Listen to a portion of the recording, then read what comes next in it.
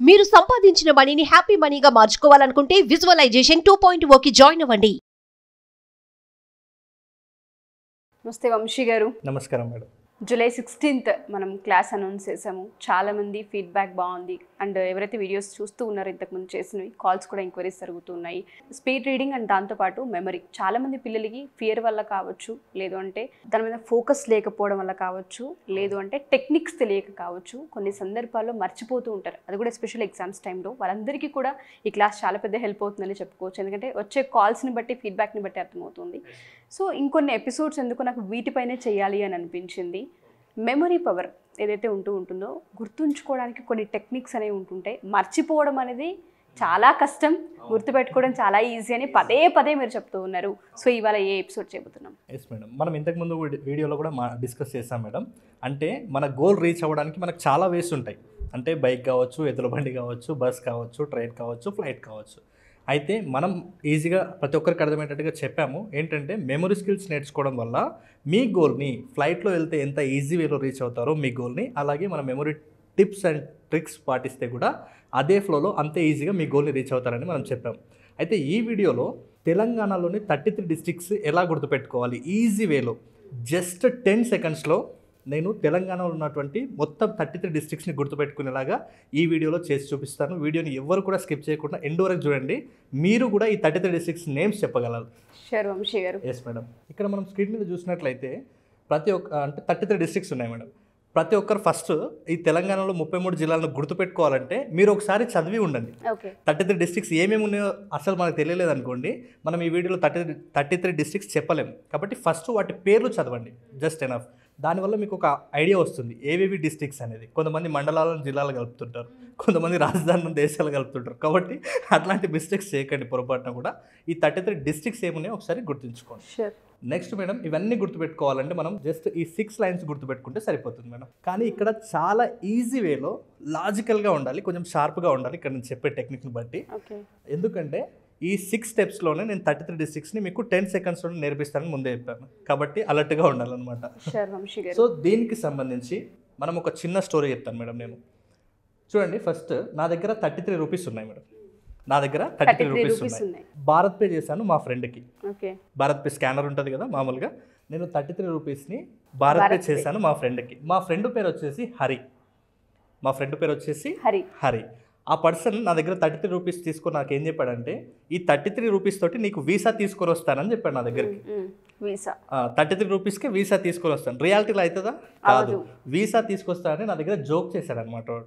మా friend joke చేశాడు. తర్వాత వాడు నా దగ్గర అలా జోక్ చేసి వాడు నాని అండ్ మహేష్ బాబు వాళ్ళ సినిమాలు చూసుకుంటూ టైంపాస్ చేస్తున్నాడు. This is the story. అయిపోయింది. దీంట్లో 33 డిస్ట్రిక్ట్స్ వస్తాయి. ఎలా అనేది ఇప్పుడే క్లారిటీగా వినాలి. అంతకంటే ముందు నేను మళ్ళీ ఒక్కసారి రివైజ్ చేస్తాను. నా దగ్గర 33 రూపీస్ ఉన్నాయి. నేను భారత్ పే చేశాను మా ఫ్రెండ్కి. మా ఫ్రెండ్ పేరు వచ్చేసి హరి. ఆ హరి ఏం చేశాడంటే నాకు ఆ 33 రూపీస్ తీసుకొని వీసా తీసుకొస్తానని జోక్ చేశాడు. ఎవరు 33 రూపీస్కి వీసా తీసుకురారు, అలా తీసుకొస్తానని జోక్ చేశాడు. జోక్ చేసి ఆ అమౌంట్ తీసుకొని నాని మహేష్ బాబు సినిమాలు చూసుకుంటూ టైంపాస్ చేశాడు అనమాట. అయితే ఇక్కడే లాజిక్ ఏముందంటే, ఇప్పుడు ఇక్కడ ఉంది కదా మేడం, ఫస్ట్ సీరియల్ నెంబర్ ఇక్కడ చాలా ఇంపార్టెంట్. సీరియల్ నెంబర్ నేను ఇక్కడ పెట్టిన లాజికల్ వర్డ్. 33 రూపీస్ అంటే 33 డిస్ట్రిక్ట్స్ అనమాట. నెక్స్ట్ ఫస్ట్ ఏం చేసినాం, భారత్ పే చేశాను అన్నాను కదా. ఇక్కడ సీరియల్ నెంబర్ 1 ఉంది, భారత్ పే అని ఉంది. ఇక్కడ లాజిక్ ఏంటంటే, బి అనే లెటర్ తోటి స్టార్ట్ అయ్యే డిస్ట్రిక్ట్ నేమ్ ఒకటి ఉంటుంది, పి అనే లెటర్ తోటి స్టార్ట్ అయ్యే డిస్ట్రిక్ట్ నేమ్ ఒకటి ఉంటుంది, ఏ అనే లెటర్ తోటి స్టార్ట్ అయ్యే డిస్ట్రిక్ట్, వై అనే లెటర్ తోటి స్టార్ట్ అయ్యే డిస్ట్రిక్ట్ ఒకటి ఉంటుంది అని అర్థం. దాని సీరియల్ నెంబర్ని బేస్ చేసుకొని చెప్తున్నాను నేను. ఓకేనా madam? Clarity. Next second one వచ్చేసి ఏముందంటే, హరి అని ఉంది కదా మేడం. హరి అంటే ఇక్కడ హా సౌండ్ తోటి 2 జిల్లాలు, రా సౌండ్ తోటి అంటే ఆ లెటర్ స్టార్టింగ్ తోటి 2 జిల్లాలు ఉంటాయి. నెక్స్ట్ సీరియల్ నెంబర్ 3 ఉంది కదా. ఇక్కడ 3 ఏముంది, వీసా అని ఉంది. వా అనే లెటర్ తోటి స్టార్ట్ అయ్యే జిల్లాలు 3, సా అనే లెటర్ తోటి స్టార్ట్ అయ్యే జిల్లాలు 3 ఉంటాయి. నెక్స్ట్ జోక్ అంటే జా అనే సౌండ్ తోటి స్టార్ట్ అయ్యే జిల్లాలు 4, కా అనే లెటర్ తోటి స్టార్ట్ అయ్యే జిల్లాలు 4. ఇక్కడ చూడండి, సీరియల్ నెంబర్కి నెక్స్ట్ దాని ఎదురుగా ఉన్నటువంటి ఆ వర్డ్, ఆ అక్షరానికి నేను లింక్ చేశాను. ఎందుకంటే మన బ్రెయిన్ ఇల్లాజికల్గా క్రియేటివ్గా ఉంటే చాలా బాగా నేర్చుకుంటుంది అనే సూత్రాన్ని బేస్ చేసుకుని నేను దీన్ని స్వయంగా రెడీ చేశాను. మీరు ఎక్కడ చూడండి ఇది ఉండదు, నేను సొంతంగా క్రియేట్ చేశాను దీన్ని. నెక్స్ట్ 5th సీరియల్ నెంబర్ ఉంది కదా మేడం. ఇక్కడ yellowish కలర్లో నేను నాని అని పెట్టాను. ఇక్కడ మీరు చిన్న లాజిక్ గుర్తుపెట్టుకోవాలి. సీరియల్ నెంబర్ 5 అంటే 5 జిల్లాల పేర్లు వస్తాయి. అవి నా అని అంటే ఇక్కడ నేను ఎల్లో కలర్లో పెట్టిన దాన్ని మాత్రమే ఫోకస్ చేయండి. అంటే నా అనే లెటర్ తోటి స్టార్ట్ అయ్యే జిల్లాలు 5 వస్తాయని అర్థం. ఫైనల్గా 6 అంటే 6 జిల్లాల పేర్లు వస్తాయి. ఆ 6 జిల్లాలు కూడా ఇక్కడ మా అనేది మాత్రమే ఎల్లో కలర్ ఉంది కదా, మీరు దాన్నే ఫోకస్ చేయండి. మా అనే అక్షరంతో స్టార్ట్ అయ్యే జిల్లాలు 6 ఉంటాయని అర్థం. ఇది ఓవరాల్గా నేను చేసిన స్టోరీ. ఒక్కసారి చూద్దామా మేడం, అంటే ఎలా ఉన్నాయని. ఫస్ట్ చూడండి, ఇక్కడ ఫస్ట్ బీపే మనం అన్నాంగా 33 అంటే 33 డిస్ట్రిక్ట్స్, అది క్లియర్. సీరియల్ నెంబర్ 1 బీపే, BPAY తోటి స్టార్ట్ అయ్యే జిల్లాలు 4.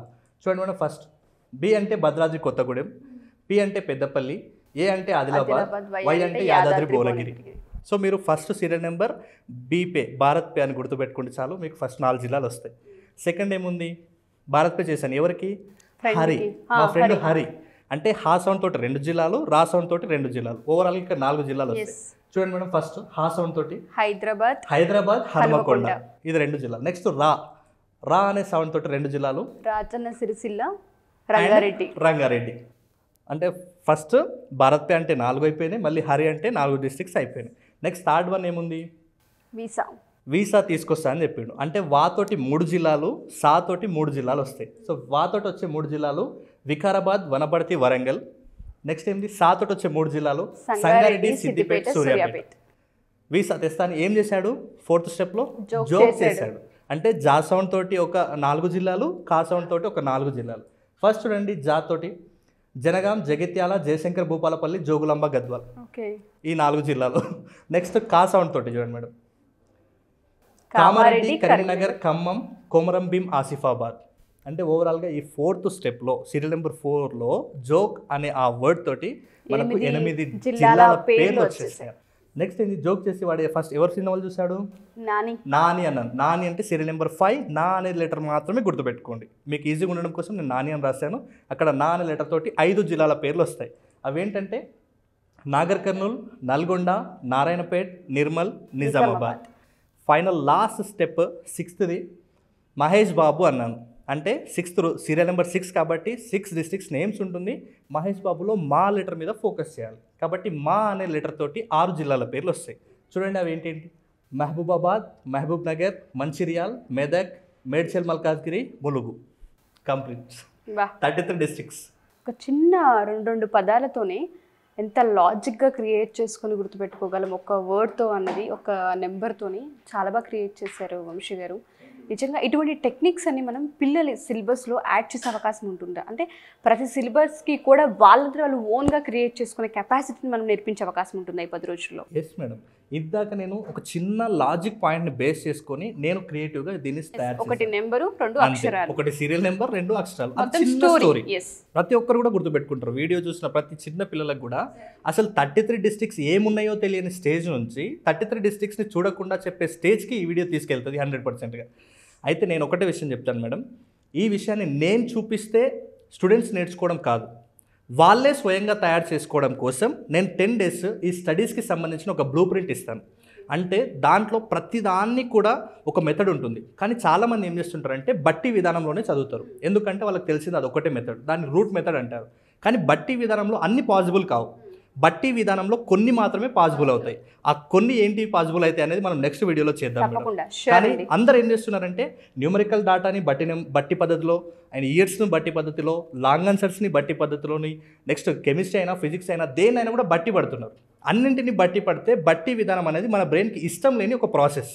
అందుకే స్ట్రెస్గా ఫీల్ అవుతున్నారు, అందుకే కొంతమంది స్టడీస్ని భారంగా ఫీల్ అవుతున్నారు, అందుకే కొంతమంది డ్రాప్అవుట్స్గా మిగులుతున్నారు, ఎంత చదివినా మర్చిపోతున్నామనే లాస్ట్గా కంప్లైంట్ ఇస్తున్నారు. దానికి రీజన్ కూడా బట్టి విధానం. కాబట్టి నేను ఒకటే చెప్తున్నాను, అన్ని బట్టి విధానంలో చదవలేము, కొన్నింటిని చదవచ్చు. అందుకోసమే నేనేం చెప్తున్నానంటే ఓవరాల్గా మన దగ్గర 20 కాన్సెప్ట్స్ ఉంటాయి. ఆ 20 కాన్సెప్ట్స్ ఎలా ఉంటాయంటే అకాడమిక్ ప్రతి ఒక్కరు కూడా నేను చెప్తాను, ఇలాంటి ప్రోగ్రామ్స్ ఎగ్జామ్స్ ముందునో లేకుంటే యాన్యువల్ ఎగ్జామ్కి ఒక వారం ముందో నెల ముందో చాలామందికి అప్పుడు గుర్తొస్తుంటుంది. కానీ నేనేమంటున్నానంటే ఇలాంటి ప్రోగ్రామ్స్కి అకాడమిక్ ఎండింగ్లో కాదు, అకాడమిక్ స్టార్టింగ్లోనే జాయిన్ అవ్వాలి. ఎందుకంటే వాళ్ళు ఈ టెక్నిక్స్ అప్లై చేసుకొని వాళ్ళు ఆ 1 year మొత్తం కూడా వాళ్ళ సబ్జెక్ట్ ఇంప్లిమెంట్ చేయాల్సిన బాధ్యత వాళ్ళ మీద ఉంది. కాబట్టి మనం ఇచ్చే ఈ 10 daysలో ఒక బ్లూ ప్రింట్ ఇస్తాం. దేన్ని ఎలా గుర్తుపెట్టుకోవాలి, ఇయర్స్ ఎట్లా గుర్తుపెట్టుకోవాలి, లాంగ్ ఆన్సర్స్ ఎలా గుర్తుపెట్టుకోవాలి, షార్ట్ ఆన్సర్స్ ఎలా గుర్తుపెట్టుకోవాలి, జీకే అండ్ కరెంట్ అఫైర్స్ ఎలా గుర్తుపెట్టుకోవాలి, వొకాబులరీ ఎలా నేర్చుకోవాలి, స్పెల్లింగ్ మిస్టేక్స్ని ఎలా ఓవర్కమ్ చేయాలి, ఎగ్జామ్ ఫియర్ని ఎలా ఓవర్కమ్ చేయాలి, ఇవన్నీ కాన్సెప్ట్స్ దాదాపు ఒక 20 కాన్సెప్ట్ నేను అందిస్తాను. ఆ 20 కాన్సెప్ట్ నేను ఇచ్చే నోట్స్, నేను ఇచ్చే మెటీరియల్స్ మీ దగ్గర పెట్టుకుంటే అది మీకు ఎలా యూజ్ అవుతుందంటే కంప్లీట్ ఆ ఇయర్ మొత్తానికి మీకు అది ఒక బ్లూ ప్రింట్. అంటే ఏ దాన్ని ఎలా గుర్తుపెట్టుకోవాలంటే జస్ట్ మన నోట్స్ తీస్తే సరిపోతుంది. జూలై 16 మీ లైఫ్లో ఒక టర్నింగ్ పేజ్ అని చెప్పుకోవచ్చు మీరు. దయచేసి పేరెంట్స్ మా ఈ ఎపిసోడ్స్ చూసిన, పిల్లలు మా ఈ ఎపిసోడ్స్ చూసిన, కాలేజ్ ఇన్స్టిట్యూషన్స్ ఎవరైనా సరే మా ఈ ఎపిసోడ్స్ చూసిన ఒక్కసారి మెమరీ పవర్ టెక్నిక్స్ గురించి అండ్ దాంతోపాటు స్పీడ్ రీడింగ్ గురించి మీ కాలేజ్లో ఎప్పుడైతే సబ్జెక్ట్కి సంబంధించిన టైం తీసుకుంటూ ఉంటారో ఒక 1 అవర్ కావచ్చు, లేదంటే ఒక 2 అవర్స్ కావచ్చు, ఒక 1 వీక్కి సంబంధించిన టైంని కేటాయించగలిగితే వాళ్ళ లైఫ్ చేంజ్ చేసే అవకాశం కనిపిస్తూ ఉంటుంది. So parents, students and teachers ఎవరైనా సరే మా ఈ ఎపిసోడ్ చూస్తే ఫార్వర్డ్ చేయండి, కామెంట్ చేయండి. క్లాసెస్కి సంబంధించిన డీటెయిల్స్ కావాలనుకుంటే కింద స్క్రోల్ అవుతున్న కాంటాక్ట్ నెంబర్ని కాంటాక్ట్ చేస్తే వంశీకృష్ణ గారి టీం మీకు పూర్తి వివరాన్ని అందిస్తారు. థ్యాంక్ యూ వంశీ గారు, thank you so much. Thank you madam. Suman టీవీలో మీ పర్సనల్ అండ్ బిజినెస్ ప్రమోషన్స్ కోసం కింది నెంబర్కి కాంటాక్ట్ చేయండి.